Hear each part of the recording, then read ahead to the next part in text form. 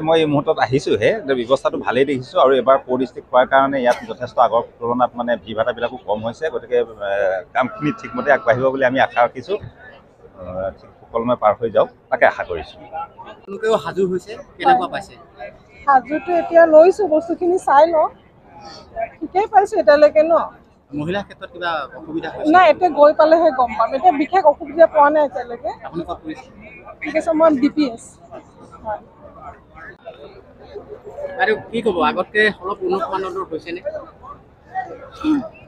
আগতকৈ উন্নত মানৰ বুলি ভাবিছোঁ এইবাৰ, যিহেতু অলপ অসুবিধাও আহিব, নহা নহয়, কাৰণ এবাৰ আমাৰ বেলট পেপাৰ আমি পাইছোঁ। যোৱাবাৰ আমি MP ইলেকশ্যনত এইটো EVM পাইছিলোঁ, সেই ক্ষেত্ৰত অকণমান অসুবিধা আহিব বুলি ভাবিছোঁ আৰু বেলট পেপাৰৰ ক্ষেত্ৰত। মোৰ একেই DPS। ভাল লাগিছে, নতুন এক্সপিৰিয়েঞ্চ, এইটো এটা বেলেগ ডিউটি। সদায়তো অফিচিয়েল ডিউটিবোৰ কৰি থাকোঁ, আজি বেলেগ বেলেগ মানুহৰ লগত আমি ডিউটি কৰি পাইছোঁ, গতিকে ভাল, ছেটিছফাই। মহিলাৰ ক্ষেত্ৰত কিবা অসুবিধা আমি একো নাই পোৱা, আমি ঠিকেই পাইছোঁ।